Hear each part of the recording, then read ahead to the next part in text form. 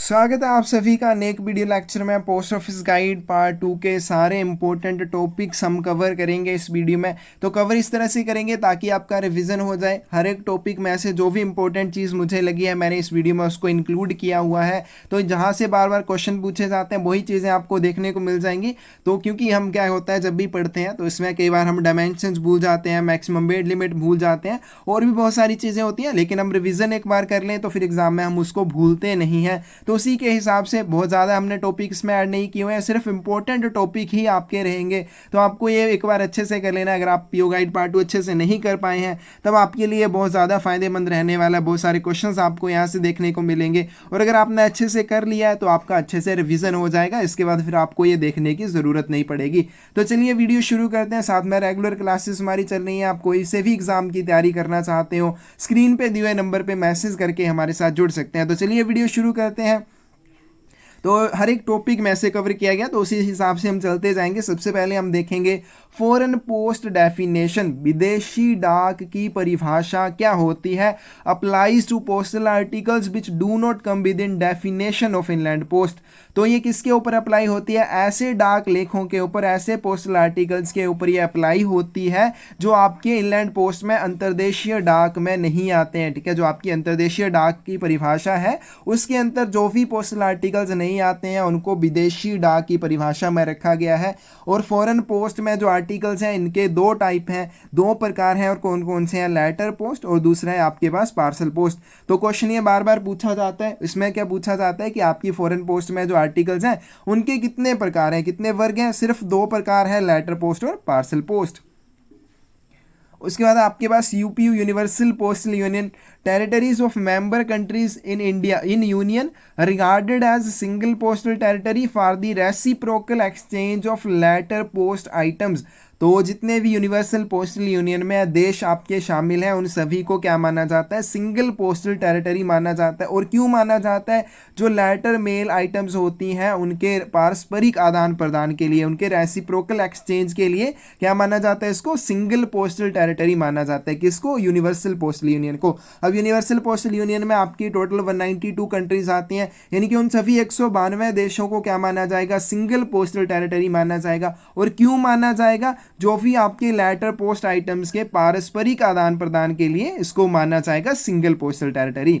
उसके बाद आपके पास exchange of money orders, postal orders, COD items governed by special bilateral agreement, bilateral agreement. तो ये देखना, ये वाली जो चीज़ें होती हैं ना ये बार बार पूछी जाती हैं कि कौन से एग्रीमेंट में आता है। तो ये किस में आ जाएगा? जो आपके मनी ऑर्डर होते हैं, पोस्टल ऑर्डर होते हैं, सीओडी आइटम्स, इनको अगर आपने एक्सचेंज करना है, आदान प्रदान करना है तो ये एक स्पेशल बायलैटरल एग्रीमेंट होता है। ठीक है, द्विपक्षीय समझौता होता है, उसके अंतर्गत ये आ जाता है। फुल फॉर्म इसकी यूनिवर्सल पोस्टल यूनियन हो जाएगी। और इसकी स्थापना 9 अक्टूबर 1874 को हुई। हेडक्वार्टर कहाँ पे है? स्विट्जरलैंड में है। टोटल मेंबर कंट्रीज है 192।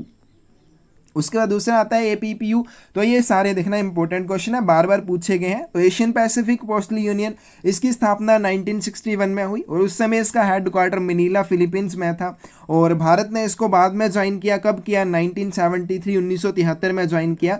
और इसका जो प्रेजेंट में, वर्तमान में इसका जो मुख्यालय है वो बैंकॉक थाईलैंड में है। और कब से है? 2002 के बाद। और इसमें टोटल मेंबर कंट्रीज 32 हैं। और ये 32 मेंबर कंट्रीज आपको एक बार गूगल से सर्च करके देख लेनी है, पूछी जाती हैं। ठीक है, आपको 4 दी ऑप्शन दी होंगी, उसमें से एक नहीं होगा, वो आपको निकाल के बताना होगा कि भाई ये वाला नहीं है। तो उसमें आपने अच्छे से नहीं किया तो नहीं कर पाएंगे।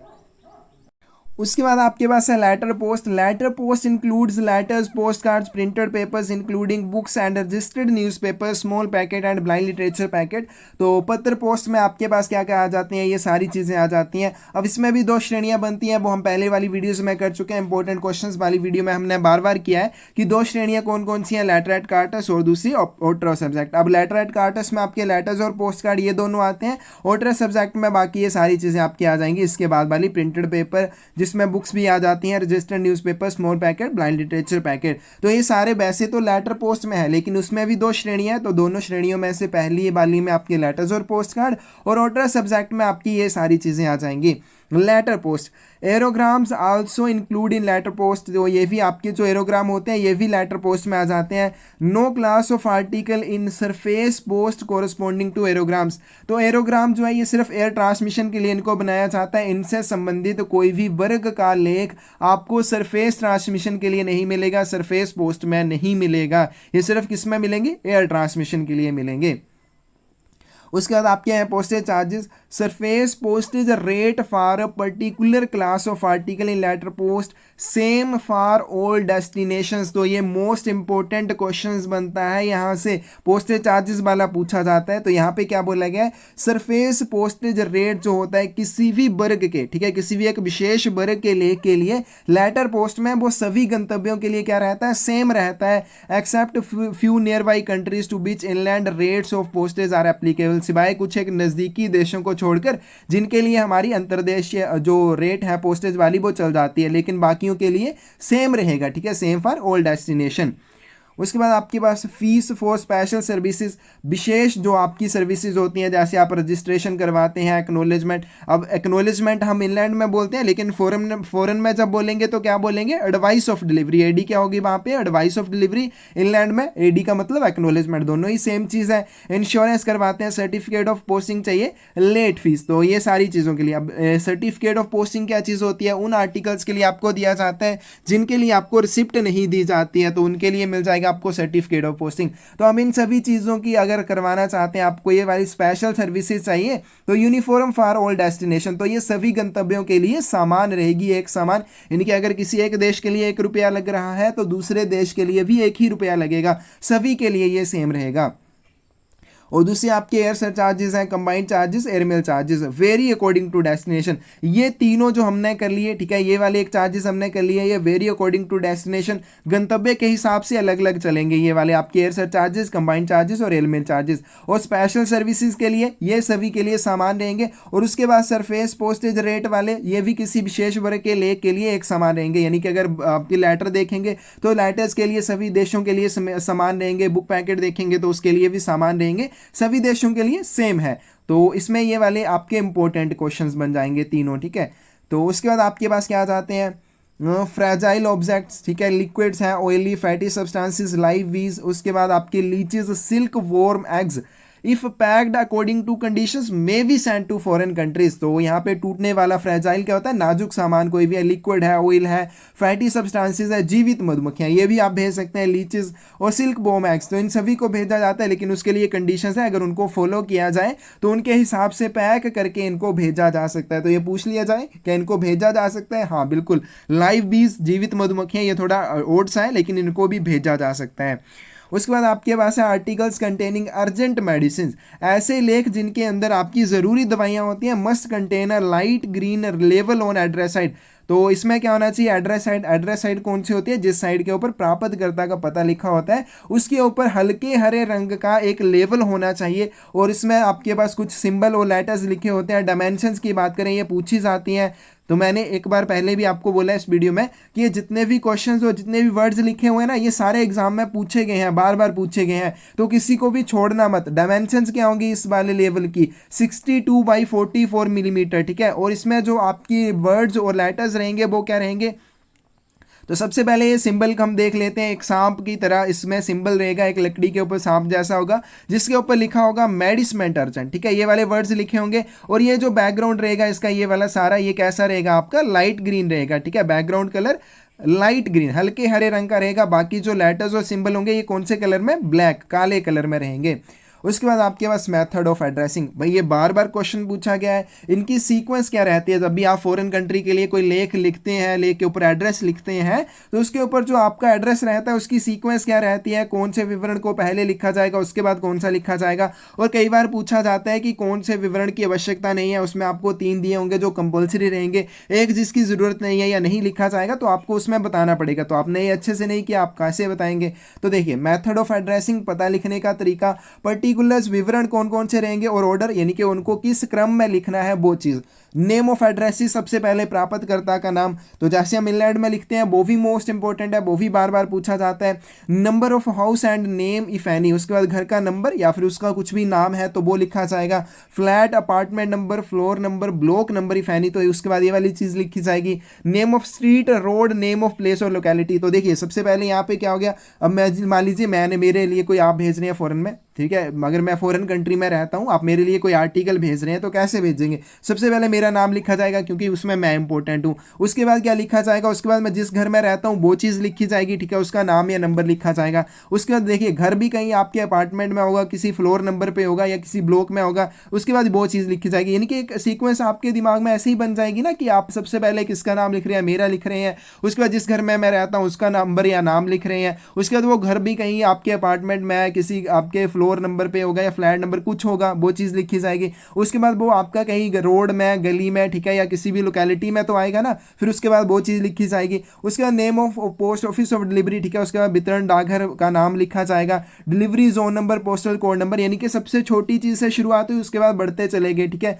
अब सबसे छोटा मैं यहाँ पे हो गया, उसके बाद क्या हो गया, मेरे घर का नाम हो गया या नंबर हो गया, उसके बाद दूसरा फ्लोर नंबर आ गया, ये वाली चीज़ आ गई। उसके बाद क्या आ गया आपके पास, स्ट्रीट, रोड या फिर नेम ऑफ लोकेलिटी आ गया। उसके बाद पोस्ट ऑफिस डिलीवरी वाला जो आ गया, वितरण डाकघर वाला, उसका नाम आ गया। उसके बाद पोस्टल डिलीवरी जोन नंबर या फिर पोस्टल कोड नंबर, इसमें पिन कोड नहीं होता, इसमें क्या होता है डिलीवरी जोन नंबर या पोस्टल कोड नंबर, वो वाली चीज़ आ जाएगी। उसके बाद क्या आ जाएगा, नेम ऑफ प्रोविंस, स्टेट या डिपार्टमेंट। देखिए सबसे पहले सबसे छोटी चीज़ से शुरुआत होती चली गई, घर से शुरुआत होती चली गई, अब कहाँ पे पहुँच गए, स्टेट और डिपार्टमेंट तक पहुँच गए। और सबसे लास्ट में क्या आ गया आपके पास, नेम ऑफ कंट्री, देश का नाम। और उसके बाद क्या आ गया, town plus country indicated in block Capitals. जो आप टाउन का नाम लिखेंगे और देश का नाम लिखेंगे वो कैसे लिखा जाएगा, बड़े अक्षरों में लिखा जाएगा, कैपिटल लेटर्स में लिखा जाएगा। All particular should be in Roman letters with Arabic numerals, और जितने भी आपने ये विवरण लिखने हैं ये कौन से होने चाहिए, रोमन लेटर्स, रोमन अक्षर, और अरबिक फिगर न्यूमेरियल्स यानी कि रोमन अक्षर और अरबी अंकों में ये होने चाहिए। ये भी मोस्ट इंपॉर्टेंट है, तो जिन्होंने पहले एग्जाम दिया या क्वेश्चन पेपर्स को फॉलो किया उनको पता चलेगा यहाँ पे कि ये सारे ही क्वेश्चन कितने इंपॉर्टेंट हैं। चलिए उसके बाद articles sent at reduced rates, तो ये क्या चीज़ हो गई। अब रिड्यूस्ड रेट का क्या मतलब हो गया, तो जैसे हम क्या करते हैं ब्लाइंड लिटरेचर पैकेट भेजते हैं तो, या फिर हम भेजते हैं ना प्रिंटेड बुक वाला भेजते हैं, तो उसमें आपको क्या मिलती है, चार्जेस में छूट मिल जाती है। जो बाकी आर्टिकल्स के लिए चार्जेस लिए जाते हैं वो उसमें नहीं लिए जाते हैं, उसमें आपसे कम चार्जेस लिए जाते हैं। या फिर रजिस्टर्ड न्यूज़पेपर जब आप भेजते हैं उसमें भी आपको कंसेशन मिल जाता है। ब्लाइंड लिटरेचर पैकेट भेजते हैं तो उसमें भी आपको चार्जेस में छूट मिल जाती है। तो जिसमें भी आपके कम चार्जेस लगते हैं, जिसमें भी reduced rate of charges applicable होंगे, उनकी जो इंडिकेशन है, निर्देश, अब जैसे प्रिंटेड पेपर है, न्यूज़पेपर है, स्मॉल पैकेट है, लिटरेचर फॉर द ब्लाइंड, तो इन सभी चीज़ों में आपको क्या मिल जाती है, छूट मिल जाती है। लेकिन छूट जब मिलती है तो उसमें आपको प्रोहिबिशंस भी साथ में आ जाती हैं, तो वो प्रोहिबिशन भी हम करेंगे आगे। Made on top of address side, तो भाई इनको एड्रेस साइड के ऊपर लिख देना है, ठीक है। ये एड्रेस साइड आ गई तो यहाँ पे ये वाली चीज़ आपको इंडिकेट कर देनी है कि भाई ये क्या है, प्रिंटेड पेपर है, न्यूज़पेपर है, स्मॉल पैकेट है या फिर ब्लाइंड लिटरेचर पैकेट है, क्योंकि इसमें क्या है आपको कम चार्जेस के ऊपर आप इसको भेज रहे हैं, इसमें आपको चार्जेस में छूट मिल रही है, तो उसके हिसाब से इंडिकेशन आपको यहाँ पे देनी पड़ेगी। चलिए उसके बाद है प्री पेमेंट ऑफ पोस्टेज, डाक का पूरा भुगतान, जो भी डाक शुल्क है उसका पूरा मैं भुगतान करना। At certain important post offices when sender post large number of unregistered packets, तो ये देखिए फॉरेन में आप इंग्लैंड में करते हैं वहाँ पे भी मिलती है और फॉरेन में भी आपको ये वाली सुविधा मिल जाती है।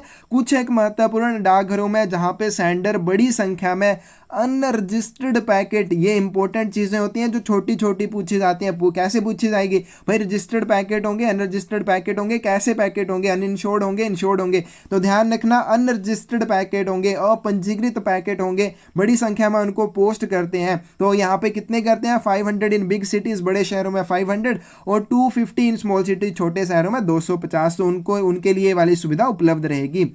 Separate licence should be obtained for posting a registered newspaper under this system to foreign countries, अगर विदेशों के लिए आप रजिस्टर्ड न्यूज़पेपर पंजीकृत समाचार पत्र भेजना चाहते हैं और इस प्री पेमेंट ऑफ पोस्टेज वाली सुविधा के अंतर्गत भेजना चाहते हैं तो इसके लिए आपको अलग से लाइसेंस चाहिए होगा।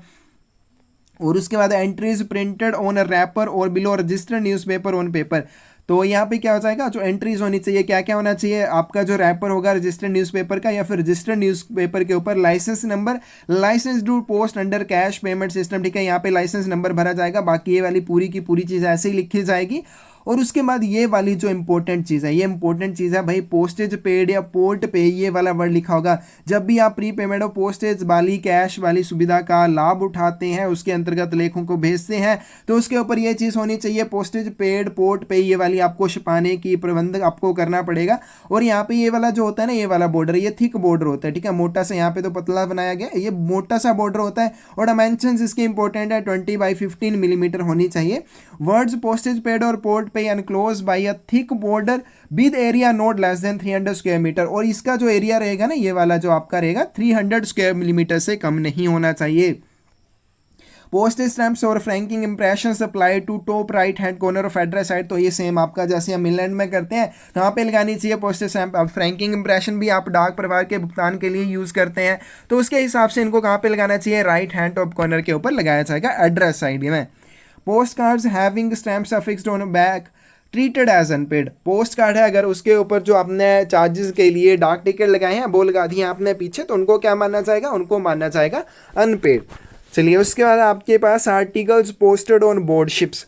तो बोर्ड शिप्स यानी कि जहाज़ों में पोस्ट किए गए लेख।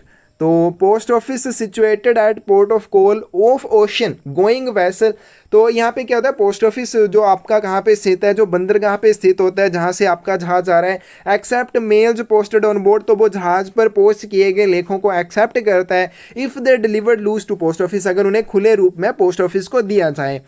If poster during stay of ship in an Indian port. अब जहाज अगर भारतीय बंदरगाह के ऊपर खड़ा हुआ है, तब उस समय अगर आर्टिकल को पोस्ट किया जाता है, they should wear Indian postage stamps. तो ये पूछा जाता है कि कौन से डाक टिकट उसके ऊपर लगे होने चाहिए। तो अगर तो जहाज कहाँ पे स्थित है, आपका खड़ा है भारतीय बंदरगाह के ऊपर खड़ा हुआ है, तो ऐसी स्थिति में उसके ऊपर आर्टिकल के ऊपर जो चार्जेस आपने लगाने हैं, उसके लिए जो पोस्टेज स्टैम्प्स का यूज़ करेंगे वो इंडियन पोस्टेज स्टैम्प्स होनी चाहिए। If posted on high seas, अगर आप समुद्र में जाके करते हैं, ठीक है, हाई सी में एक बार आपका जहाज चला गया, prepaid with postage stamps of country to which vessel belong, तब उसके ऊपर जो आप डाक प्रभार के लिए चार्जेस के लिए डाक टिकट लगाएंगे, वो जिस देश से जहाज जुड़ा हुआ है, ठीक है, जिस देश का वो जहाज है, उसी के संबंधित डाक टिकट, ठीक है, उसी देश के डाक टिकट का आपको यूज करना पड़ेगा।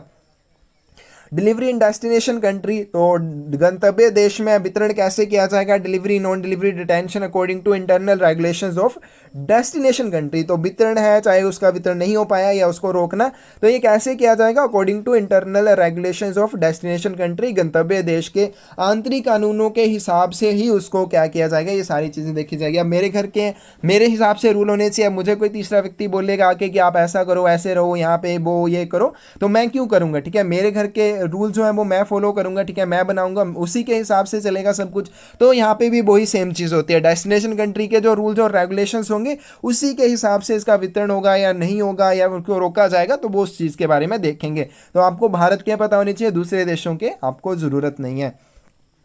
Withdrawal from post and alteration of address permitted.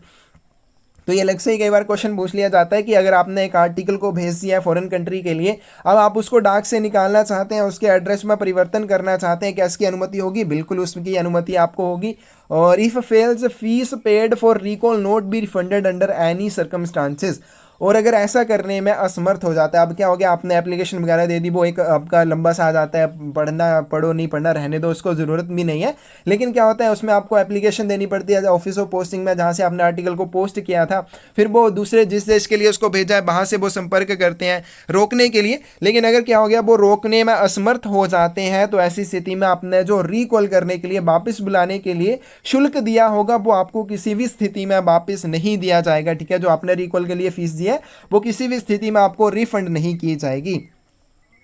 उसके बाद आपके पास इफ एड्रेसी ऑफ ऑर्डिनरी और वीपी इनवार्ड फॉरेन पैकेट और प्रिंटेड पेपर्स और inward foreign small packet fails to take delivery within 7 days। तो अब यहाँ पे क्या आ जाएगा आपके पास, यहाँ पे आ गया कि कोई भी ऑर्डिनरी या फिर बीपी इनवार्ड फॉरेन पैकेट या प्रिंटेड पेपर है, ठीक है, प्रिंटेड पेपर का आपका ऑर्डिनरी या वीपी इनवार्ड फॉरेन पैकेट है या फिर इनवार्ड फॉरेन स्मॉल पैकेट है, अगर उसका प्राप्तकर्ता 7 दिन के भीतर उसका वितरण लेने में असमर्थ हो जाता है from from date of first presentation, और ये 7 दिन आपके कब से गिने जाएंगे? डेट ऑफ फर्स्ट प्रेजेंटेशन, पहली प्रस्तुति, जब आपका लेख जो है पहली बार प्राप्तकर्ता को प्रस्तुत किया उस दिन से 7 दिन गिने जाएंगे, या फिर date of delivery to him, ठीक है, जो डेट ऑफ डिलीवरी थी, वितरण की तारीख थी उस दिन से, या इंटीमेशन ऑफ अराइवल, या उसके पहुंचने की सूचना के बाद के 7 दिन। तो कुछ जैसी भी स्थिति हो उसके हिसाब से देखे जाएंगे 7 दिन।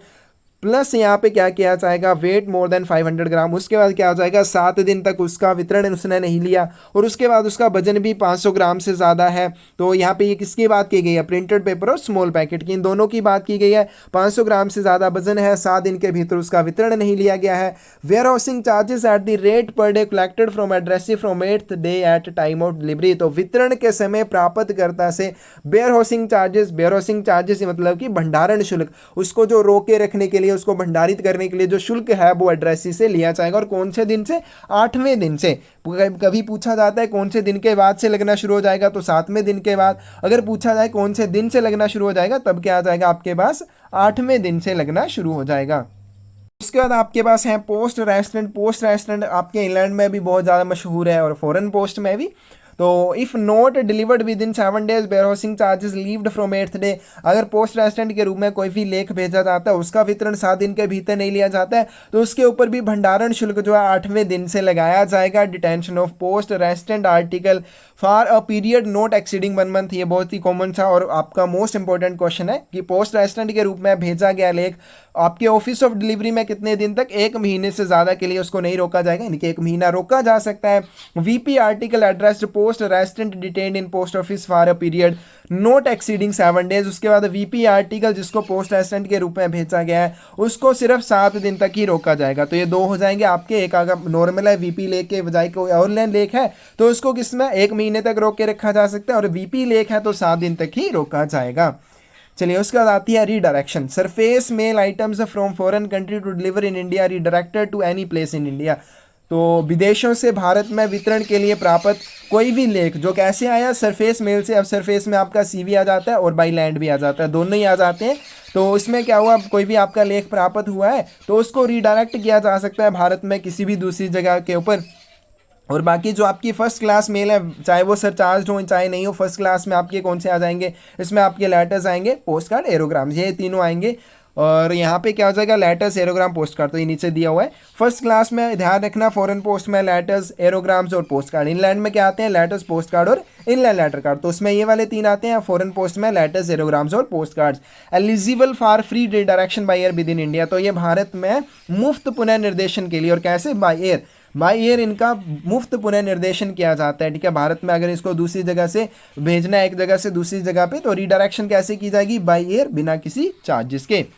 चलिए उसके बाद सेकंड क्लास में आपके जैसे प्रिंटेड पेपर है, न्यूज़पेपर है, small packet etcetera, redirected to new address by surface route only. तो इसको दूसरे जो गंतव्य के लिए भेजा जाएगा भारत के भीतर, तो कैसे भेजा जाएगा? सरफेस रूट से ही भेजा जाएगा। और अगर इसमें आपकी कुछ एक होती हैं ऑप्शंस आपके पास कि अगर आप इसको बाय एयर भेजना चाहते हैं तो सेंडर या एड्रेसी को इसमें एडवांस में डिपॉजिट रखना पड़ता है पोस्ट ऑफिस के साथ, वो सारी कंडीशंस भी होती हैं। चलिए उसके बाद आपके पास अनडिलीवरेबल कोरेस्पॉन्डेंस, अवितरण योग्य पत्राचार जो होता है, return to country of origin and deliver to sender on payment of charges due. तो जो भी आपका अवितरण योग्य, ठीक है, जिसका वितरण नहीं हो सकता, ऐसा पत्राचार कंट्री ऑफ ओरिजिन कौन सी हो जाएगी? जहां से उस आर्टिकल को एक्चुअल में पोस्ट किया गया था, तो उसी को वापस भेज दिया जाएगा और सेंडर से जो भी चार्जेस ड्यू होंगे वो उसकी पेमेंट ली जाएगी, फिर उसका वितरण किया जाएगा सेंडर को। Post cards no sender's address और अनरजिस्टर्ड नोट रिटर्न। अगर कोई भी पोस्ट कार्ड है और अपंजीकृत है या उसके ऊपर प्रेषक का नाम नहीं है तो उसको वापस भेजने की ज़रूरत भी नहीं समझी जाती है, इंपॉर्टेंट नहीं समझा जाता है कि उसको वापस भेजना है, तो उसको रिटर्न नहीं किया जाता है। प्रिंटेड पेपर्स अनरजिस्टर्ड है या फिर बुक्स के अलावा जिनकी कोई वैल्यू नहीं है, तो not return unless sender has requested their return. तो उनको तब तक नहीं भेजा जाएगा जब तक कि प्रेषक ने उनके लिए रिक्वेस्ट ना की हो कि भाई इसको अगर वितरित नहीं हो पाए तो मुझे वापस भेज देना। अगर उसने रिक्वेस्ट नहीं किया तो उनको वापस भी नहीं भेजा जाता है। चलिए उसके बाद आते हैं आपके पास official postal articles. Service stamps can be used for prepayment outward official foreign mail, अब आपने भारत से फॉरेन कंट्री के लिए कोई भी आधिकारिक डाक लेख भेजना है तो उसके ऊपर सर्विस स्टैंप्स का यूज़ आप कर सकते हैं। Postage due on inward foreign mail, लेकिन विदेशों से भारत में वितरित होने के लिए आने वाले ऑफिशियल पोस्टल आर्टिकल के ऊपर कोई भी डाक शुल्क दें, यानी कि पोस्ट ऑफिस को कोई भी चार्जेस देने हैं, addressed to government officials can not paid by mean of service stamps, तो उसके लिए जो गवर्नमेंट ऑफिसर्स हैं वो सर्विस स्टैंप्स का यूज़ नहीं कर सकते हैं। ठीक है, अगर भारत से विदेश के लिए भेजना है तब वो सर्विस स्टैंप्स का यूज़ करेंगे, लेकिन फॉरेन कंट्री से भारत में वितरित होने के लिए कोई भी ऑफिशियल पोस्टल आर्टिकल आता है जिसके ऊपर कोई भी चार्जेस पोस्ट ऑफिस को दे हैं तो उसके लिए सर्विस स्टैंप्स का यूज़ नहीं किया जा सकता है। Correspondence for personal of Indian armed forces, भारतीय सेनाओं के जो रक्षा सेवा कर्मी होते हैं उनके लिए जो भारत के बाहर काम करते हैं, भारत के बाहर सेवारत हैं, उनके लिए कैसे भेजे जाएंगे, should be addressed to Indian army post office 56 APO और फ्लीट मेल ऑफिस बॉम्बे। तो दो तरह के एपीओ हैं आपके, 56 एपीओ और 99 एपीओ, लेकिन जब भी आपके ये वाले आ जाएं कि भारत के बाहर सेवा कर रहे रक्षा सेवा कर्मियों को जो डाक भेजी जानी है उसे किससे संबोधित किया जाएगा, तो किया जाएगा 56 एपीओ को भेजा जाएगा, या फिर फ्लीट मेल ऑफिस बॉम्बे के पते पर उनको भेजा जाएगा। 99 एपीओ को नहीं भेजा जाता है। एक्सेप्टेड एट इनलैंड रेट्स, इनको अंतर्देशीय जो भी रेट होंगे, अंतर्देशीय दर जो होगी उसके हिसाब से इनको प्रीपेड किया जाता है, पूरा भुगतान किया जाता है। And treated as inland articles for all purposes, तो ये हर एक लाइन बहुत ज़्यादा इंपॉर्टेंट है। ठीक है, मैं बार बार नहीं बोल पाऊंगा कि ये इंपॉर्टेंट क्वेश्चन है, इंपॉर्टेंट है, हर एक लाइन इंपॉर्टेंट है। तो इनको क्या किया जाता है, इनलैंड जो आपकी अंतर्देशीय दर होती है उसके हिसाब से इनको प्रीपेड किया जाता है, इनके चार्जेस वगैरह लिए जाते हैं। और इनको सभी उद्देश्यों के लिए, ठीक है, चाहे वो ट्रांजिट है चाहे वितरण का है, किसी भी उद्देश्य के लिए जब भी इसको माना जाएगा इसको कैसे ट्रीट किया जाएगा, इनलैंड आर्टिकल की तरह, अंतर्देशीय लेखों की तरह इनको ट्रीट किया जाएगा। Note accepted from postal charges, तो ये मत समझना कि ये सेना के कर्मचारियों के लिए इसलिए इनमें चार्जेस में छूट मिल जाएगी, कोई भी चार्जेस में छूट नहीं मिलती है भाई। जैसे इनलैंड वाले आर्टिकल्स आपके प्रीपेड होंगे वैसे ये भी करने पड़ेंगे। चलिए उसके बाद डायमेंशंस आ जाएंगी लेटर्स के बारे में। तो size, length plus width plus depth not exceed 900 millimetre, तो कोई भी पत्र है उसकी लंबाई चौड़ाई और गहराई जो है 900 मिलीमीटर से ज़्यादा नहीं होनी चाहिए। ठीक है, आप सोच रहे होंगे गहराई कैसे, तो वो उसकी मोटाई की बात कर रहे हैं। Greatest dimension not more than 600 millimetre, सबसे बड़ी जो डायमेंशन है, सबसे बड़ा जो आयाम है वो 600 मिलीमीटर से ज़्यादा नहीं होना चाहिए। अब जो लेटर्स होते हैं क्या उनको रोल फॉर्म में भेजा जा सकता है गोल करके, हाँ बिल्कुल भेजा जा सकता है। तो length plus 2 into diameter not exceed 1040 millimetre, तो लेंथ प्लस 2 इंटू डायमीटर, व्यास का दोगुना प्लस लंबाई जो है 1040 मिलीमीटर से ज्यादा नहीं होनी चाहिए। Greatest dimension not exceed 900 millimetre, सबसे बड़ा आयाम जो है 900 मिलीमीटर से ज्यादा नहीं होना चाहिए। ये हो गया मैक्सिमम। ठीक है, आपका रोल फॉर्म है और नॉर्मल फॉर्म है। नॉर्मल कैसा होता है आपका, रेक्टेंगुलर होता है। और उसके बाद मिनिमम की बात करें, surface measuring note less then 90 by 140 millimetre, हजारों दफ़ा ये क्वेश्चन पूछा गया है, आप अच्छे से भूलना नहीं है। और रोल फॉर्म में हो तो length plus twice the diameter not less than 170 millimetre और greatest dimension not less than 100 millimetre, जो आपकी लंबाई है और आपके व्यास का दोगुना है। ठीक है, वो आपके नहीं लेकिन जो लेटर रहेगा उसके व्यास का दोगुना 170 मिलीमीटर से ज़्यादा नहीं होना चाहिए रोल फॉर्म में। और सबसे बड़ा आयाम जो है 100 मिलीमीटर से ज़्यादा नहीं होना चाहिए। मैक्सिमम वेट कितना हो सकता है, 2 kg हो सकता है। उसके बाद यहाँ पे हमारे पास सिर्फ एक्सेस इन वेट, अगर ये वजन में ज़्यादा हो जाता है, यानी कि मैक्सिमम वजन हमने किया 2 kg होना चाहिए, लेकिन अगर इस 2 किलोग्राम से बढ़ जाता है तो ऐसी स्थिति में इसकी परमिशन है, आप भेज सकते हैं।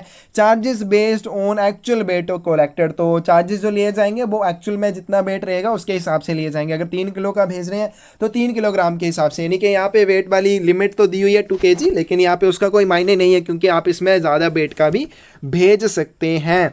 आगे आपके पास इनलैंड लेटर कार्ड, जो आपके ILC होते हैं, inland letter card not used for addressing communication to foreign countries, इसको विदेशों में भेजने के लिए, आप पत्राचार भेजने के लिए इसका यूज़ नहीं कर सकते हैं। तो फिर यहाँ पे क्यों दिया हुआ है, यहाँ पे इसलिए दिया हुआ है क्योंकि आप भूटान, नेपाल और बांग्लादेश के लिए इनको भेज सकते हैं, और बाकी देशों के लिए आप भेजते हैं तो इनको इनसफिशेंटली पेड लेटर्स माना जाता है और उसी के हिसाब से इनको ट्रीट किया जाता है।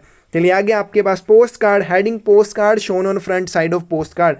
तो सबसे पहले अगर कोई पोस्ट कार्ड आप भेज रहे हैं उसके साइड में, ठीक है, फ्रंट साइड कौन सी हो जाएगी, जिसके साइड आपका एड्रेस लिखा हुआ है, तो उसके ऊपर यहाँ पे पोस्ट कार्ड वर्ड ये लिखा होना चाहिए। This heading is not obligatory in picture post card, लेकिन पिक्चर पोस्ट कार्ड के मामले में ये वाला हेडिंग जो है कंपलसरी नहीं है, आप लिखें या ना लिखें कोई फर्क नहीं है। Reply post card service not available to foreign countries except Bhutan, Bangladesh और नेपाल।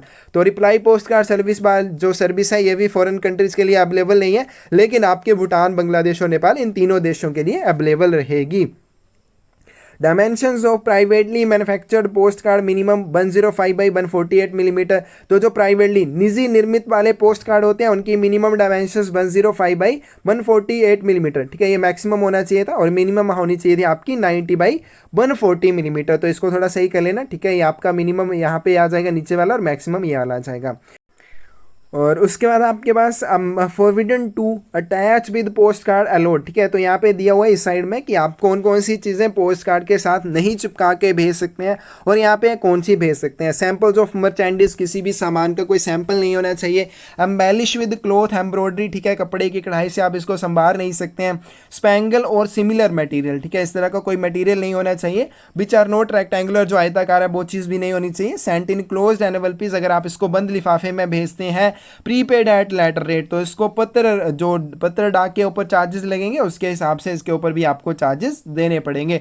और एलो कौन कौन सी चीज़ें, इलस्ट्रेशंस हैं, stamps, labels, address slip, thin substances, affix only और to left hand half of front side. तो ये सारी चीज़ें आपके लिए अवेलेबल रहेंगी, और कहाँ पे, लेफ्ट हैंड हाफ में या फिर बैक साइड आप पोस्ट कार्ड के चिपका सकते हैं। Non postage stamps only permitted on back of card, जो नॉन पोस्टेज स्टैम्प्स हैं वो सिर्फ आप पोस्ट कार्ड के बैक साइड ही चिपका सकते हैं। Post card note follow condition, अगर पोस्ट कार्ड जो है कंडीशंस को फॉलो नहीं करता है, ट्रीटेड एज लेटर, तो इसको पत्र की तरह माना जाएगा, और पोस्टेज टैक्स अकॉर्डिंगली, और उसी के हिसाब से चार्जेस लिए जाएंगे। If postage stamps are fixed on back of post card, तो ये हमने पहले भी थोड़ी देर पहले किया कि अगर आपने क्या किया, पोस्ट कार्ड के पीछे वाली साइड डाक टिकट चिपका दिए तो ट्रीटेड एज अनपेड, इसको अनपेड माना जाएगा, अवैतनिक माना जाएगा, और उसी के हिसाब से चार्जेस लिए जाएंगे। उसके बाद आपके पास आता है प्रिंटेड पेपर, मोस्ट इंपॉर्टेंट ये, ठीक है, बार बार यहाँ से क्वेश्चन पूछा जाता है। Printed paper in foreign post corresponds to book packet in inland post, यानी कि इसमें जो इसकी मिलती जुलती श्रेणी इनलैंड पोस्ट में है वो कौन सी है, बुक पैकेट, यानी कि फॉरेन पोस्ट में प्रिंटेड पेपर और इनलैंड में बुक पैकेट आपस में क्या है, भाई भाई हैं। परमिटेड एज प्रिंटेड पेपर, कौन कौन सी चीज़ें आप प्रिंटेड पेपर के रूप में भेज सकते हैं। सबसे पहले रिप्रोडक्शन ऑन पेपर कार्डबोर्ड, कागज के गत्ते की प्रतिलिपि आप भेज सकते हैं। Identical copies bye means of mechanical and photographic process, मुद्रित सामग्री की समान प्रतियां आप भेज सकते हैं। उसके बाद letters, post cards exchange between peoples of school sent through principals of school, तो जो भी स्कूल के बच्चे होते हैं उनके स्टूडेंट्स के बीच में लेटर्स और पोस्ट कार्ड इनको एक्सचेंज किया जाता है, लेकिन ये किसके द्वारा भेजे जाने चाहिए, किसके थ्रू, स्कूल के प्रिंसिपल के थ्रू इनको भेजा जाना चाहिए। Correspondence courses sent by school to their peoples, स्कूलों द्वारा छात्रों को भेजे जाने वाले पाठ्यक्रम पत्राचार हो सकते हैं। Not relate directly to performance of work, लेकिन उनके काम की परफॉर्मेंस के संबंधित ये नहीं होने चाहिए। मैन्यूस्क्रिप्ट्स ऑफ वर्क्स और फॉर न्यूज़पेपर, कार्यों या अखबार की पांडुलिपि, तो ये सारे कर लेना भाई, ये बहुत ज़्यादा इंपॉर्टेंट है कि कौन कौन सी चीज़ों को आप प्रिंटेड पेपर के रूप में भेज सकते हैं। म्यूजिकल स्कोर्स इन मैन्यूस्क्रिप्ट्स, फोटो कॉपीज आप भेज सकते हैं। Impressions obtained by means of computer printers, computer printers की मदद से जो प्राप्त छापे हैं उसको भी आप भेज सकते हैं। उसके बाद आपके पास not permitted as printed papers, अब यहाँ पे हम आएंगे कि कौन कौन सी चीज़ों को आप प्रिंटेड पेपर्स के रूप में नहीं भेज सकते हैं। Papers obtained by typewriter, typewriter की मदद से प्राप्त किए हुए कोई भी paper. Copies obtained bye tracing, hand writing और टाइपराइटिंग, इस तरह के भी कोई पत्र नहीं होने चाहिए, कोई भी कॉपीज नहीं होने चाहिए। Copies obtained by means of stamps with और विदाउट मूवेबल टाइप, ठीक है, ये वाली चीज़ भी नहीं होनी चाहिए। फिल्म्स एंड साउंड और वीडियो रिकॉर्डिंग नहीं होनी चाहिए। उसके बाद purchased paper type automatic data processing card bearing perforation marks और साइंस, तो ये सारी चीज़ें नहीं होनी चाहिए। और should not bear any inscription documents of current and personal correspondence, इसमें कोई भी आपका वर्तमान का या व्यक्तिगत कोई भी पत्राचार नहीं होना चाहिए, कोई भी इंस्क्रिप्शन नहीं होनी चाहिए। दे मस्ट नॉट कंटेन, और उसके साथ और क्या नहीं होना चाहिए, any postage stamps form of pre payment whether cancelled or not cancelled, उसके बाद कोई भी डाक टिकट या प्री पेमेंट वाले फॉर्म नहीं होने चाहिए, चाहे उनको कैंसिल ही क्यों ना किया गया वो भी नहीं होने चाहिए। Any paper representing a monetary value, ठीक है, कोई भी आपका पेपर है जो क्या करता है, रिप्रेजेंट करता है किसी भी मॉनिटरी वैल्यू को, तो वो भी नहीं होना चाहिए। Packet containing printed invitations for marriage etcetera treated as inland treated as printed papers. तो ये इंपॉर्टेंट क्वेश्चन है कि आपके प्रिंटेड पेपर्स इसमें क्या होंगे, आपके ऐसे पैकेट जिसमें आपके प्रिंटेड इन्विटेशन होंगे, ठीक है। इन्विटेशन मतलब कोई भी आमंत्रण पत्र है और कैसा प्रिंटेड है, तो शादी वगैरह के लिए, तो उसको क्या माना जाएगा, प्रिंटेड पेपर माना जाएगा।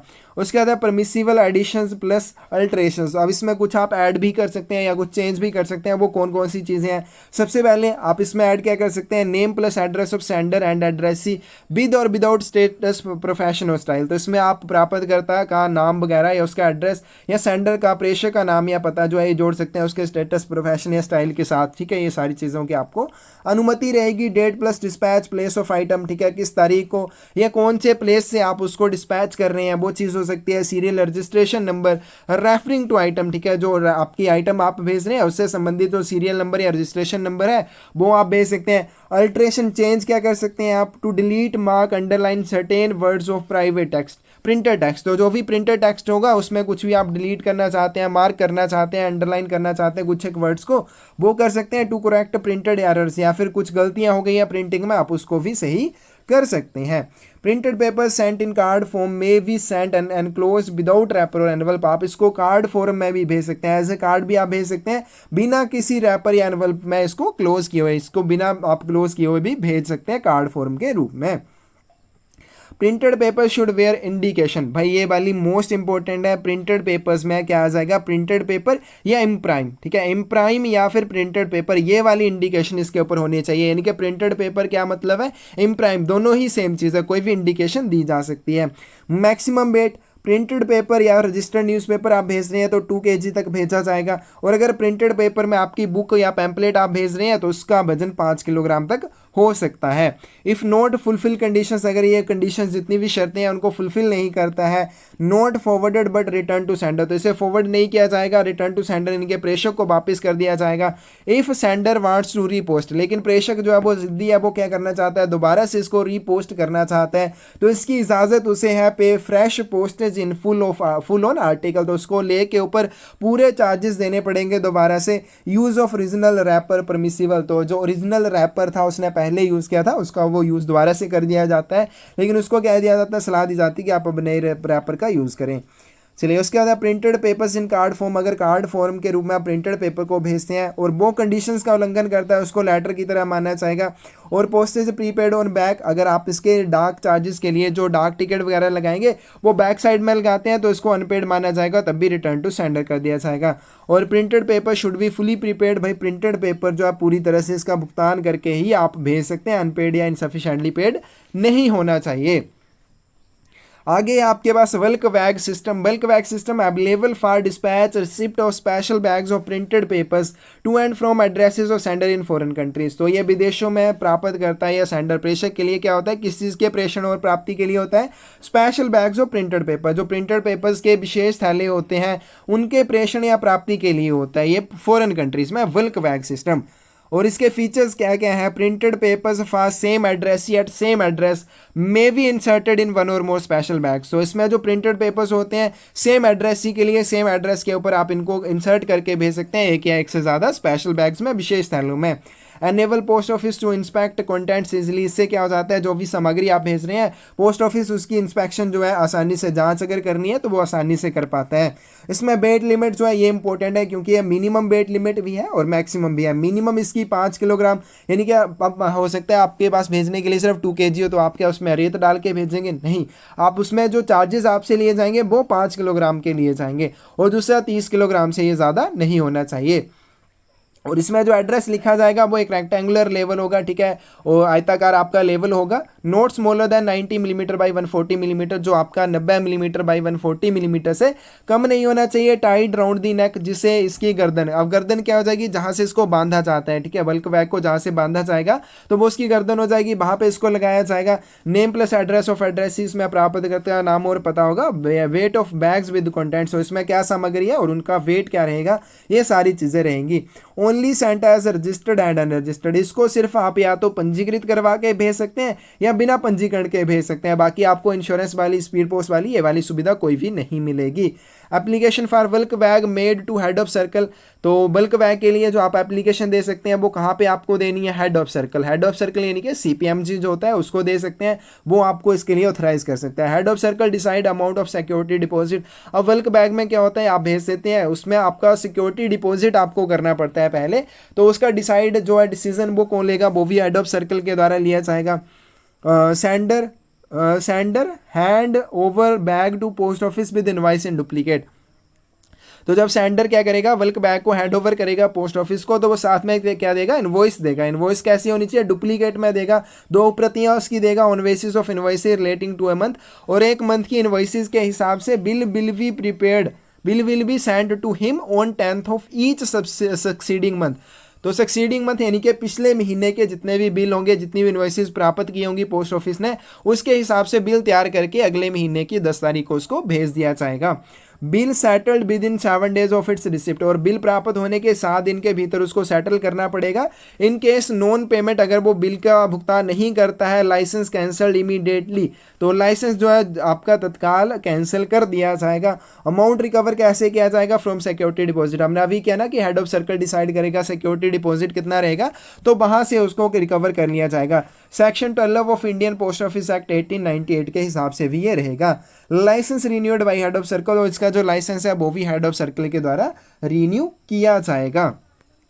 चलिए उसके बाद आते हैं आपके पास small packet intended to enable transmission of small quantity of goods by letter post. Letter post, अब देखिए लेटर पोस्ट हमने किया अभी थोड़ी देर पहले कि लेटर पोस्ट में आपके स्मॉल पैकेट भी आते हैं। तो पत्र डाक के माध्यम से अगर आप कम मात्रा में कोई सामान भेजना चाहते हैं तो उसके लिए आप कौन सी यूज़ कर सकते हैं, स्मॉल पैकेट सर्विस यूज़ कर सकते हैं।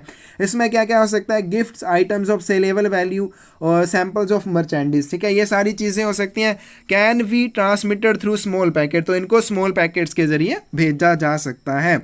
स्मॉल पैकेट्स नोट कंटेन, अब स्मॉल पैकेट में क्या क्या नहीं होना चाहिए, वेयर एनी इंस्क्रिप्शन, इसमें कोई भी इंस्क्रिप्शन नहीं होनी चाहिए। Documents in nature of current and personal correspondence, कोई भी आपका व्यक्तिगत या वर्तमान का इसमें डॉक्यूमेंट नहीं होना चाहिए, दस्तावेज नहीं होना चाहिए। Document for person other than addressee, प्राप्तकर्ता के सिवाय किसी अन्य व्यक्ति के लिए कोई भी डॉक्यूमेंट या दस्तावेज नहीं होना चाहिए। पोस्टेज स्टैम्प्स और फॉर्म ऑफ प्री पेमेंट, ये वाली चीज़ भी आप नहीं भेज सकते हैं। डाक टिकट या प्री पेमेंट वाले फॉर्म ये नहीं भेजे जाएंगे। उसके बाद any paper representing a monetary value, ये वाली चीज़, ठीक है, ये सारी चीज़ें आप स्मॉल पैकेट के अंदर नहीं भेज सकते हैं। हमने प्रिंटेड पेपर वाला किया, उसमें भी ये वाली कॉमन ही रहेंगी।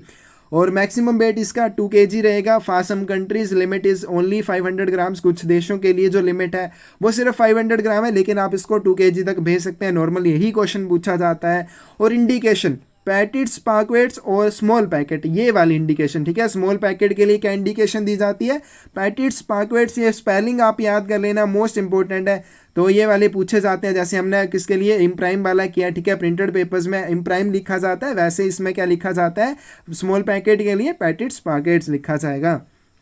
और उसके बाद है आपके पास वेट एक्सीडिंग 500 ग्राम्स, अगर वजन जो है 500 ग्राम से अधिक है। Delivery fee payable by addressee, तो प्राप्तकर्ता को वितरण शुल्क देना पड़ेगा, ठीक है। भारत में ऐसा कोई भी चार्जेस जो है वो नहीं लिए जाते हैं, लेकिन फॉरेन कंट्रीज में लिए जाते हैं। Should be fully prepaid, unpaid और insufficiently paid small packets are not forwarded, तो जो आपके स्मॉल पैकेट हैं ये पूरी तरह से आपको इनका भुगतान करना पड़ेगा। आधे अधूरे भुगतान या फिर बिना भुगतान के स्मॉल पैकेट को आप फॉरवर्ड नहीं कर सकते हैं। आगे आता है आपके पास लिटरेचर फॉर दी ब्लाइंड, अंधसित्ते पैकेट, ठीक है। तो इसमें क्या हो जाएगा, ब्लाइंड लिटरेचर को सीओग्राम कहा जाता है। अभी हमने पैकेट्स पैकेट किया, इम्प्राइम किया, अब यहाँ पे आ गया ब्लाइंड लिटरेचर पैकेट और सीओग्राम। देख लेना, एक आधी आपकी इंडिकेशन जरूर पूछी जाती है। तो ब्लाइंड लिटरेचर के ऊपर कौन सी हो सकती है, सीओग्राम हो सकती है। Papers of any kind, periodicals, book और प्लेट्स, तो ये सारी चीज़ें भेज सकते हैं किसी भी प्रकार की, लेकिन शर्त क्या है, इम्प्रेस्ड इन ब्रेली में भी कंटेंट, तो इसमें जो आपकी छपी होनी चाहिए वो कैसे होनी चाहिए, ब्रेली भाषा में। ब्रेली भाषा नहीं, एक लिपि होती है जो अंधों के लिए होती है, ठीक है, जो आपके ब्लाइंड होते हैं उनके समझने की भाषा ये होती है, ठीक है, वो उसको महसूस करके देख सकते हैं। तो ये वाली चीज़ होती है ब्रेली में, ठीक है, ये ब्रेली में छपे होने चाहिए। तो उसके ब्रेली में छपे हुए कोई भी पीरियोडिकल्स हैं, पत्रिकाएं हैं, किताबें या प्लेट्स हैं, इनको आप भेज सकते हैं लिटरेचर फॉर ब्लाइंड। तो इस तरह से शुड नॉट कंटेन, इसमें क्या क्या नहीं होना चाहिए, इंस्क्रिप्शन और डॉक्यूमेंट्स ऑफ पर्सनल कोरेस्पोंडेंस और नोट राइटिंग और प्रिंटिंग। तो इसमें कोई भी आपके पास क्या होनी चाहिए, इंस्क्रिप्शन नहीं होनी चाहिए, ठीक है, या डॉक्यूमेंट नहीं होने चाहिए जिसमें आपका पर्सनल या कोई भी व्यक्तिगत या फिर वर्तमान का कोरिस्पोंडेंस हो, ठीक है, पत्राचार हो, ऐसा कुछ नहीं होना चाहिए। पोस्टल स्टैम्प्स नहीं होनी चाहिए, फॉर्म ऑफ रीपेमेंट ये वाली चीज़ भी नहीं होनी चाहिए। और मैक्सिमम वेट इसका 7 किलोग्राम हो सकता है। एयर सरचार्जेस की बात करें, as applicable for printed papers, तो एयर सरचार्जेस इसके ऊपर जो लगाए जाएंगे, क्योंकि ब्लाइंड लिटरेचर पैकेट में आपको भी पता है चार्जेस में छूट मिल जाती है, लेकिन एयर सरचार्जेस आपको देने पड़ते हैं। तो एयर सरचार्जेस कैसे लिए जाएंगे, जो प्रिंटेड पेपर्स के ऊपर एप्लीकेबल रहेंगे वही आपके एयर सरचार्जेस लिए जाएंगे लिटरेचर फॉर द ब्लाइंड उसके ऊपर। उसके बाद आपके पास नेक्स्ट आ जाता है for purpose of surcharges, articles are broadly divided into 2 categories. तो ये मैंने थोड़ी देर पहले आपको बताया भी है कि सरचार्जेस को लगाने के उद्देश्य से जितने भी आपके लेख हैं उनको 2 श्रेणियों में बांटा गया है, एलसी एंड एओ, ऑटरो सब्जेक्ट्स और लेटर एट कार्टस। तो लेटर एट कार्टस में आपके लेटर्स और कार्ड्स आ जाएंगे, ऑटरो सब्जेक्ट में आपके printed paper, newspaper, small packet और ब्लाइंड लिटरेचर पैकेट आ जाएंगे।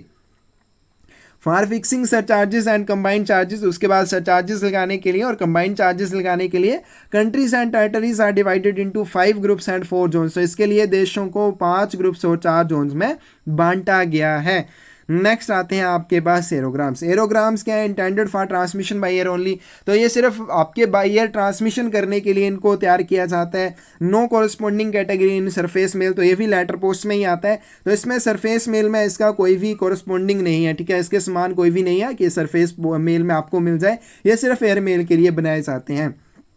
इफ़ ट्रांसमिटेड बाई सरफेस, अगर इनको सरफेस से ट्रांसमिट किया जाता है, ट्रीटेड एज लेटर, तो इनको पत्र की तरह ट्रीट किया जाता है। और मैक्सिमम साइज़ की बात करें 110 बाई 220 मिलीमीटर, और मिनिमम की बात करें 90 बाई 140 मिलीमीटर, और मैक्सिमम वेट जो इसका 3 ग्राम। और इसमें जो बाई एयर मेल, अब ये वाली आपकी चौथी इंडिकेशन आ चुकी है। बाई एयर मेल इसको अलग से ही लिख लेना भाई, याद करके जाना, पूछी जाएगी। बाई एयर मेल इसका मतलब पर एवन का मतलब क्या हो जाएगा, बाई एयर मेल। अगर ये वाली इंडिकेशन दे के रखी है तो ये कहाँ पे दी जाएगी, एरोग्राम के ऊपर। पर एवन का मतलब बाई एयर मेल, इसको एयर मेल से भेजा जाना है। आगे आपकी रजिस्ट्रेशन, पंजीकरण। All letter post items including items for air transmission can be sent at registered items. अब यहाँ पे जितनी भी पत्र मेल की आइटम्स होती हैं, चाहे वो एयर ट्रांसमिशन के लिए हो, उनको रजिस्टर्ड आइटम्स के रूप में, पंजीकृत लेखों के रूप में भेजा जा सकता है। अब यहाँ पे आपसे पूछा जाए, ब्लाइंड लिटरेचर पैकेट को रजिस्ट्रेशन करवा के भेजा जा सकता है, स्मॉल पैकेट को भेजा जा सकता है, प्रिंटेड पेपर, न्यूज़पेपर को तो बिल्कुल भेजा जा सकता है, क्योंकि वो भी क्या है, आपके लेटर पोस्ट आइटम्स में आ जाते हैं। Registration fee, basic postage fee, other charges, air charges, fees for acknowledgement should be fully prepaid. अब उसके बाद जो रजिस्ट्रेशन फीस है, बेसिक पोस्टेज फीस है, या फिर अदर चार्जेस हैं जैसे एयर चार्जेस है, फीस फॉर एक्नॉलेजमेंट, तो इनका पूरा में आपको पूरा भुगतान करना पड़ेगा। और अनपेड और इनसफिशिएंटली पेड आर्टिकल्स आपके रहेंगे, कैन नॉट बी रजिस्टर्ड, इनको रजिस्टर नहीं किया जाएगा। जो भी आपके आधे अधूरे भुगतान वाले या फिर अवैतनिक लेख होंगे उनको रजिस्टर नहीं किया जा सकता है। Must wear words registered or recommended on top of address at. जब भी आप आर्टिकल को रजिस्टर करते हैं तो उसके ऊपर क्या वर्ड होना चाहिए, रजिस्टर्ड या रिकमेंडेड। तो ये आपकी 5वीं इंडिकेशन आ गई है, रजिस्टर्ड या फिर रिकमेंडेड, ये चीज़ होनी चाहिए। Advice of delivery similar to acknowledgement एविस डी रिसेप्शन, भाई ये वाली 6ठी इंडिकेशन आ चुकी है। एडवाइस ऑफ डिलीवरी एविस डी रिसेप्शन भी इसको कहा जाता है। तो जैसे इंग्लैंड में आपकी क्या होती है, एक्नॉलेजमेंट होती है, वैसे ही फॉरेन पोस्ट में आपकी होती है एडवाइस ऑफ डिलीवरी, एडी कहा जाएगा इसको, एविस डी रिसेप्शन भी कहा जाता है। Post office is liable only for loss of registered article. जो डाकघर है वो किस चीज़ के लिए जिम्मेदार होगा, अगर आपका रजिस्टर्ड आर्टिकल गुम हो जाए। No indemnity is payable for loss or damage to contents of or registered articles or registered bulk bag. अब यहाँ पे क्या चीज़ बोली गई है, अगर आपका लॉस हुआ, नुकसान हुआ या नुकसान हो चुका है आपके सामग्री का जो रजिस्टर्ड आर्टिकल में आपने भेजी है या बल्क बैग में, तो आपको कोई भी उसमें इंडेमिनिटी या मुआवजा या कंपनसेशन नहीं दी जाएगी। पोस्ट ऑफिस की कोई जिम्मेदारी नहीं रहेगी। जिम्मेदारी तभी होगी अगर वो गुम हो जाए, तो इसके लिए गुम होना ज़रूरी है। चलिए उसके बाद इंश्योरेंस। तो minimum limit adopted by India for foreign post 10,000। तो भारत में जो इंश्योरेंस की जा सकती है फॉरेन कंट्रीज़ के लेखों के लिए, तो वो कितने तक की जा सकती है, 10,000 रुपये तक की जा सकती है। Articles with articles which must be insured for actual value of contents. कौन कौन से लेख हैं जो उनकी एक्चुअल वैल्यू के लिए, अगर वो 1 रुपये के हैं तो 1 रुपये के लिए ही उनकी इंश्योरेंस की जाएगी। वो कौन कौन से हैं? बैंक नोट है, करेंसी नोट है, गोल्ड कॉइन और बुलियन। तो इनको इनकी एक्चुअल वैल्यू के लिए इंश्योरेंस करना पड़ता है, ठीक है, इंश्योर्ड करना पड़ता है। All charges must be fully prepaid. जितने भी चार्जेस होंगे उनका पूरा में आपको भुगतान करना है। अनपेड और insufficiently paid articles not accepted. इनको एक्सेप्ट नहीं किया जाएगा जो आपके अनपेड और इनसफिशिएंटली पेड आर्टिकल्स होंगे। Only letters can be sent insured in foreign post in letter post category। तो ये थोड़ा सा ध्यान से पढ़ लेना। लेटर पोस्ट कैटेगरी में हमने कही कि आपके लेटर्स भी आते हैं, पोस्ट कार्ड भी आते हैं, उसके बाद आपके बाकी सारी चीज़ें भी आती हैं। उन सभी में आपके सिर्फ लेटर्स ही हैं, सिर्फ पत्र हैं जिनकी इंश्योरेंस आप करवा सकते हैं। दूसरी आपकी श्रेणी पार्सल पोस्ट आती है, पार्सल की भी आप इंश्योरेंस कर सकते हैं, लेकिन लेटर पोस्ट कैटेगरी में सिर्फ आप पत्रों की ही इंश्योरेंस कर सकते हैं। उसमें आप पोस्ट कार्ड है, ब्लाइंड लिटरेचर पैकेट है, उन सभी की इंश्योरेंस नहीं की जाएगी, सिर्फ लेटर्स की जाएगी। Not more than 10 international reply coupons will be sold to any one individual at a time. किसी भी एक व्यक्ति को, किसी भी एक इंडिविजुअल को एक बार में 10 से ज़्यादा आपके इंटरनेशनल अंतर्राष्ट्रीय रिप्लाई कूपन नहीं बेचे जाएंगे और 30 से ज़्यादा कॉमनवेल्थ कूपन नहीं बेचे जाते हैं। अब उसके बाद आपके पास पार्सल के बारे में important, maximum length not exceed 1.05 metre. भाई ये इंपॉर्टेंट है और ज़रूरी भी है। और थोड़ी सी यहाँ पे 1.05 दिया हुआ है, 1.50 मत करके आ जाना, 1.05 मीटर है। और जो इसमें लेंथ और ग्रेटेस्ट सरकमफ्रेंस है वो 2 मीटर से ज़्यादा नहीं होनी चाहिए, ठीक है। लेंथ जो है मैक्सिमम कितनी हो सकती है?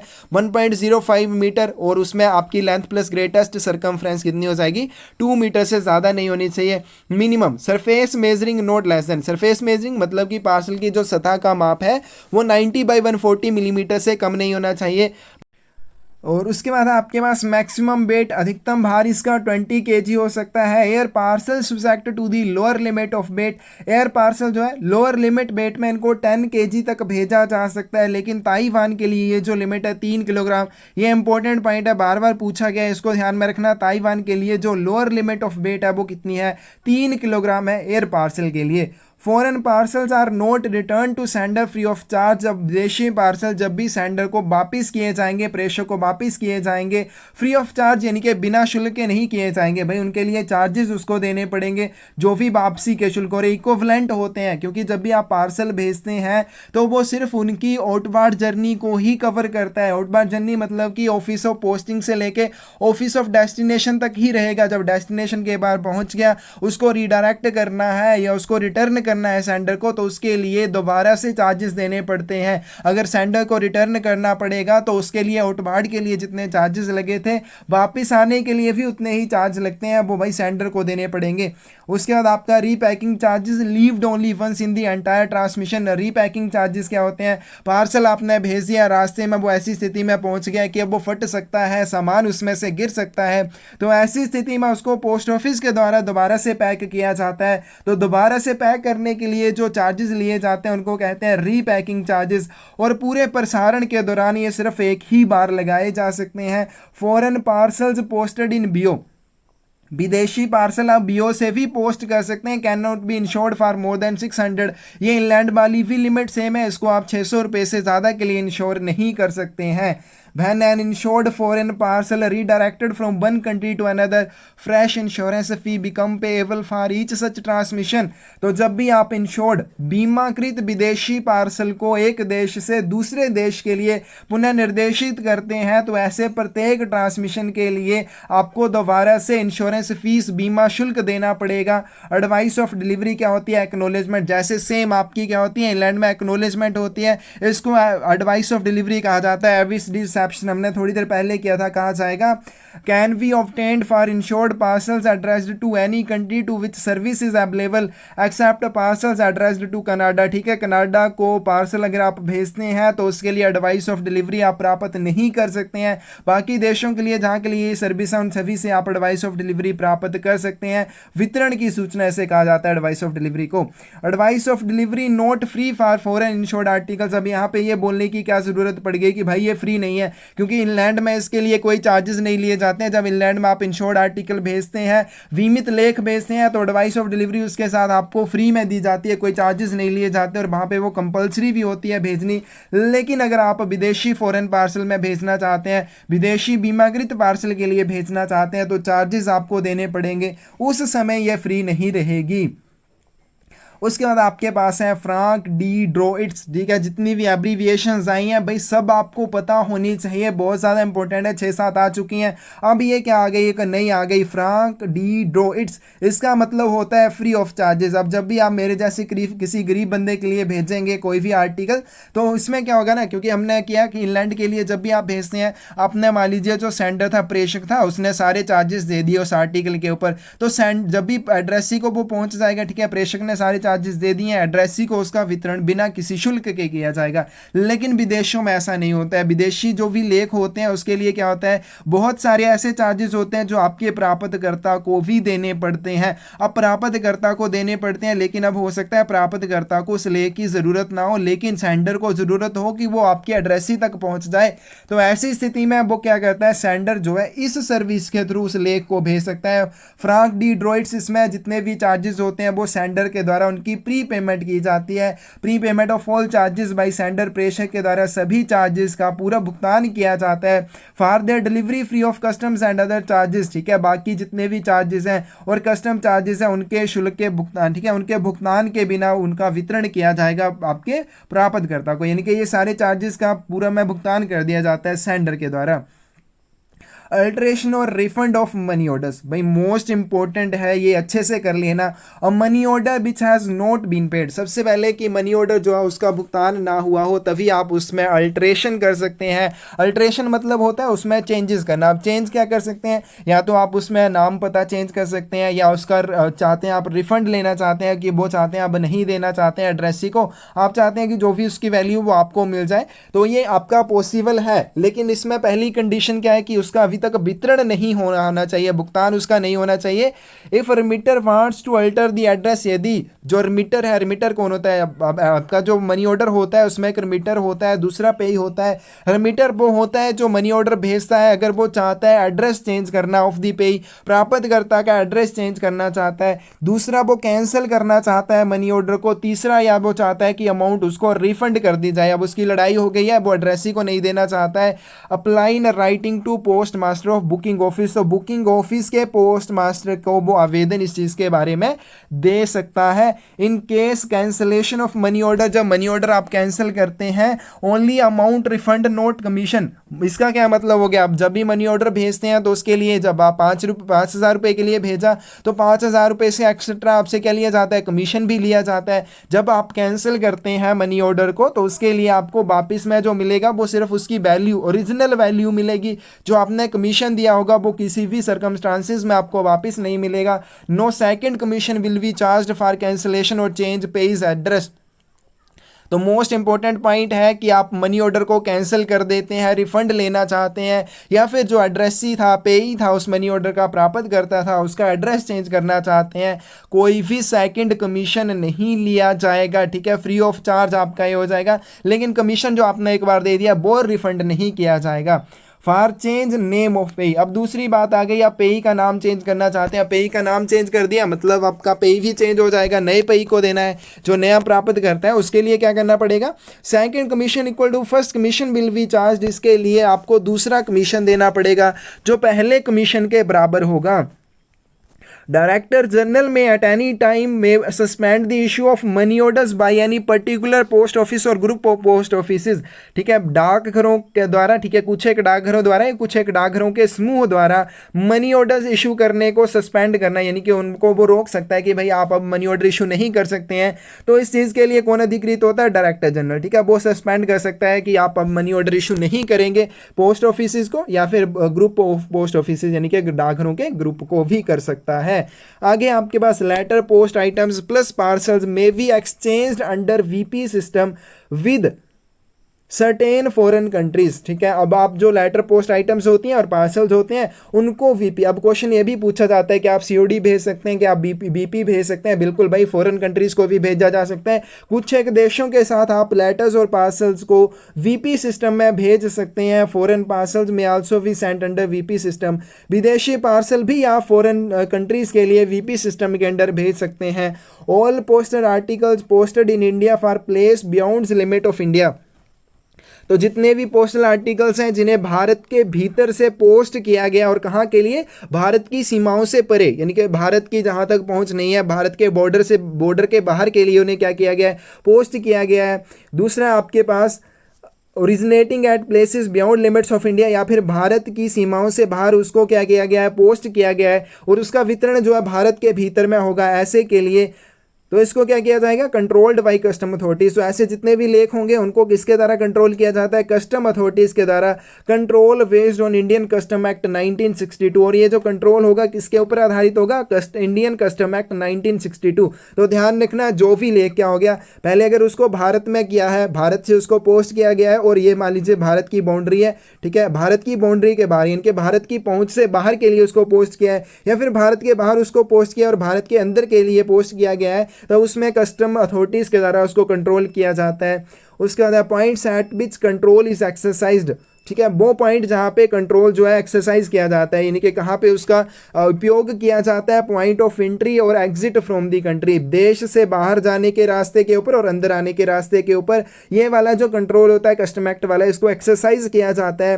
Control leads to detention of postal articles, अब कंट्रोल में क्या क्या किया जाता है, ले को रोका जाता है। इट्स ओपनिंग फॉर एग्जामिनेशन, इसकी जांच के लिए इसको खोला जाता है। इम्पोजिशन ऑफ ड्यूटी, ठीक है, जो भी सीमा शुल्क होगा वो लगाया जाता है। Production of documents by sender or addressee, और उसके बाद क्या होता है, क्योंकि अभी फॉरेन कंट्री से भारत में जब भी कोई लेख वितरित होने के लिए आता है तो एड्रेसी को सेटिस्फैक्टरी प्रूफ देना पड़ता है। कुछ एक और डॉक्यूमेंट्स होते हैं जो उसको प्रोवाइड करने पड़ते हैं, तो वो डॉक्यूमेंट्स आपके सेंडर और एड्रेसी से लिए जाते हैं।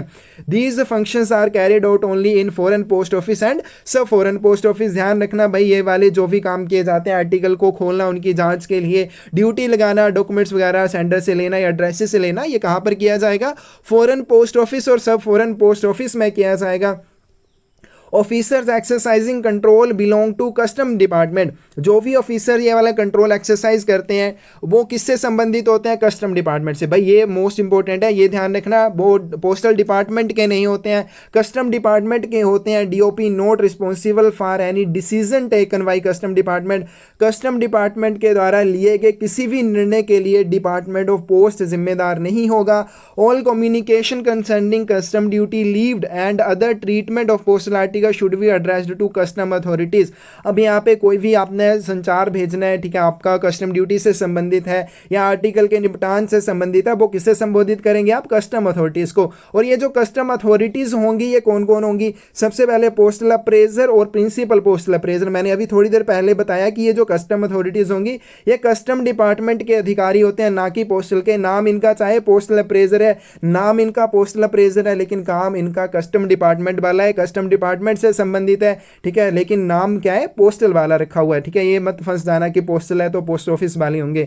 who have their offices in foreign post office and सब foreign post office, और इनके जो कार्यालय होते हैं ये कहाँ पे होते हैं, फॉरेन पोस्ट ऑफिस और सब फॉरेन पोस्ट ऑफिस में होते हैं।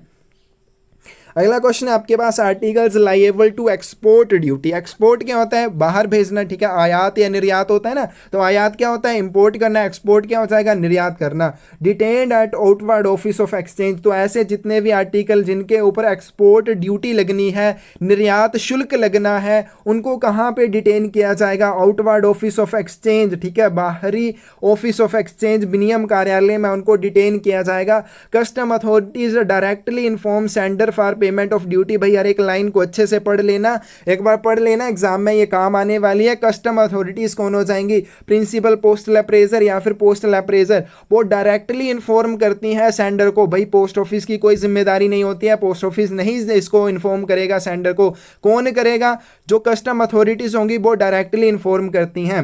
Post office not undertake to collect export duty, उसके बाद पोस्ट ऑफिस जो भी एक्सपोर्ट ड्यूटी है उसको कलेक्ट भी नहीं करेगा, एकत्र नहीं करेगा, has to be paid by sender as directed by custom authorities. तो जो भी कस्टम अथॉरिटीज़ के द्वारा डायरेक्ट किया जाएगा सेंडर को कि आपने ये वाली कस्टम ड्यूटी जो है देनी है, एक्सपोर्ट ड्यूटी देनी है, उसको कलेक्ट करने के लिए पोस्ट ऑफिस की जिम्मेदारी नहीं रहेगी। Article transmitted outbound when custom authorities give their clearance for the same. जब कस्टम अथॉरिटीज़ उसको बिल्कुल क्लियरेंस दे देती हैं तभी उसको आउटबाउंड ट्रांसमिशन के लिए भेजा जाएगा, अन्यथा नहीं भेजा जाता है। कस्टम एग्जामिनेशन एंड असेसमेंट, ठीक है, कस्टम एग्जामिनेशन यानी कि जो जांच करना और उसको लगाना। Examination and assessment of duty on foreign articles are performed in foreign post office and sub foreign post office. तो जो सीमा शुल्क लगाया जाता है उसकी जांच करना और उसका निर्धारण करना, ये वाला काम जो आपके फॉरेन पोस्ट ऑफिस और सब फॉरेन पोस्ट ऑफिस में किया जाता है।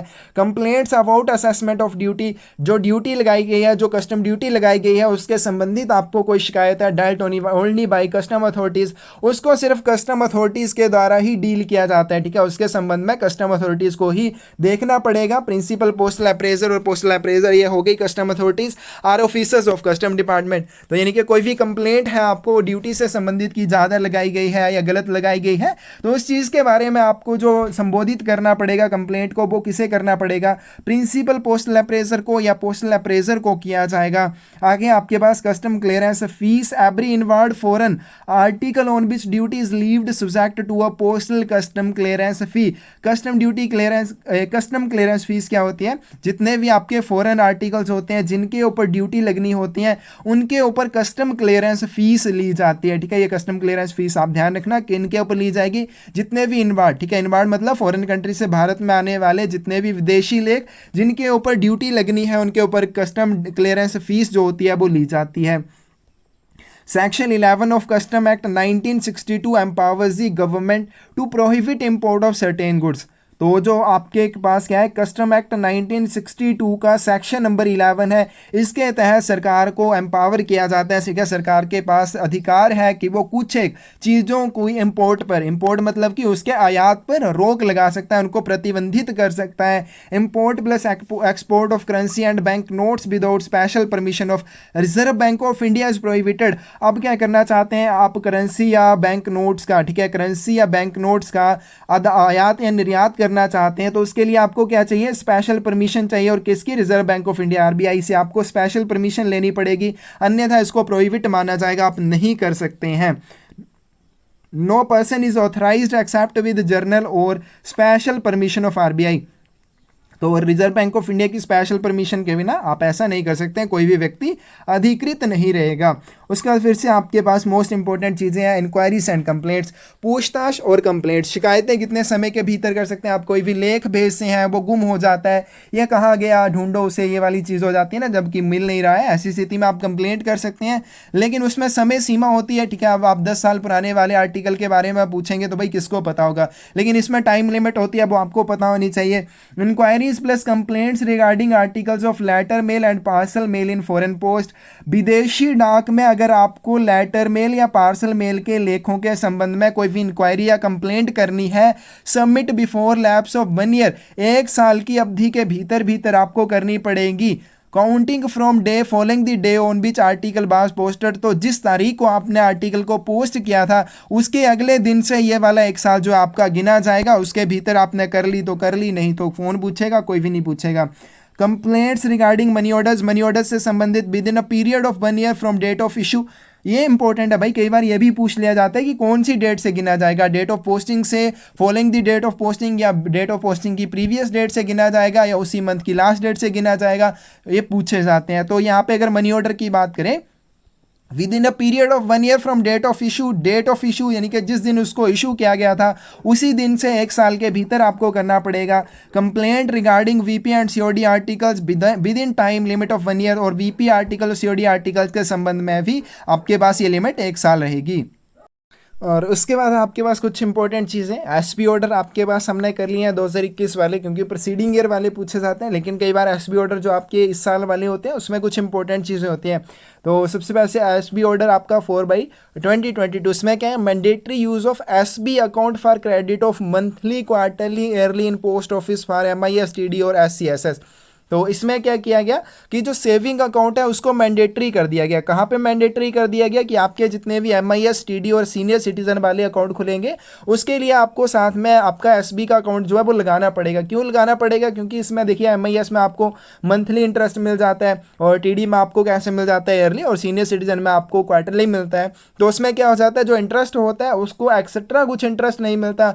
अगर वो सेविंग के अकाउंट में चला जाएगा तो उसको उसके ऊपर इंटरेस्ट मिल जाएगा या उसको निकलवा सकते हैं, कुछ भी करें वो उनकी अपनी मर्जी है। ठीक है, तो यहाँ पे क्या हो जाएगा under on interest note and any etcetera interest. तो यही बोला गया है कि जो निकाला नहीं जाता है इंटरेस्ट, जैसे MIS पर मंथली इंटरेस्ट मिलता जा रहा है, ठीक है, वो मान लीजिए 1,000 रुपया किसी को इंटरेस्ट मिल रहा है तो उस 1,000 रुपये के ऊपर 5 साल के लिए कोई इंटरेस्ट नहीं मिलता है। तो इस चीज़ के लिए सेविंग पासबुक को कंपलसरी किया गया ताकि कम से कम उसको निकाला जा सके। और उसके बाद आपके पास SB order 8/2022 NEFT RTS facility for POSB customers. तो जो POSB post office saving bank वाले अकाउंट है उनके लिए नेफ्ट और आपकी RTGS वाली फैसिलिटी को किया गया, ठीक है, लागू किया गया। मेड ऑपरेशनल फ्रॉम 31 मई 2022, 31 मार्च 2022 के लिए इसको सभी अकाउंट होल्डर्स के लिए लागू किया गया है। आगे आपके पास foreign post manual term AO means. अब देखो हमने क्या किया, हमने अभी वीडियो की, इसमें इतना लंबा मैंने समझाया, बोला ये वो, आप फिर बोलेंगे पागल हो गए। तो मैंने इसमें ऑर्डर सब्जेक्ट आपको बोला है। अब ऑप्शन के हिसाब से आपने देख लेना भाई, अगर AO में आपकी ऑप्शन में साथ में लिखा हो ना administrative office of foreign country तो उसको सही करके आ जाना। अगर लिखा हो ऑर्डर सब्जेक्ट तो उसको सही करके आना। दोनों ही एक ऑप्शन में नहीं मिलेंगे। अब कुछ होते हैं ना जिनको फंसाना ही होता है, वो बोलेंगे नहीं नहीं अगर ये दोनों ही एक ऑप्शन में आ जाए तो भाई एक ऑप्शन में नहीं आएंगे। जब भी आपसे पूछा जाएगा या तो ये वाला ऑफिस मिल जाएगा या फिर ऑर्डर सब्जेक्ट में मिल जाएगा। हमने किया ऑर्डर सब्जेक्ट में कौन कौन से आ जाते हैं, स्मॉल पैकेट ये वो जो भी है, तो वो सारे उसमें आ जाएंगे। तो ये कर लेना, ठीक है। ये बार बार क्वेश्चन पूछते हैं कि AO का mean administrative office of foreign country होगा या ऑर्डर सब्जेक्ट होगा। भाई दोनों ही इसकी फुल फॉर्म है। अब ये DOP की गलती है कि उसने दो शॉर्ट टर्म के लिए दो ही इसमें मीनिंग निकाल दिए, तो ये आपको देखने हैं। उसके बाद आपके पास in foreign post registration facilities available for letters, small packets and printed papers. Foreign post में जो पंजीकरण वाली सुविधा होती है ये लेटर्स के लिए, स्मॉल पैकेट और प्रिंटेड पेपर्स के लिए उपलब्ध होती है। और पहले जो होती थी ना पे रजिस्ट्रेशन चार्जेस कितने 70 रुपीज़ लिए जाते थे। अब जो रजिस्ट्रेशन चार्जेस हैं वो 150 रुपीज़ हो चुके हैं, ठीक है, 150 रुपये हो चुके हैं। और M बैग के लिए जो 350 हुआ करते थे कभी 750 हो चुके हैं। अब आपके लिए जो क्वेश्चन है, एक आपके लिए क्वेश्चन क्या है, जो पोस्ट कार्ड होते हैं एयरमेल पोस्ट कार्ड उनके चार्जेस कितने हैं कमेंट सेक्शन में बताना।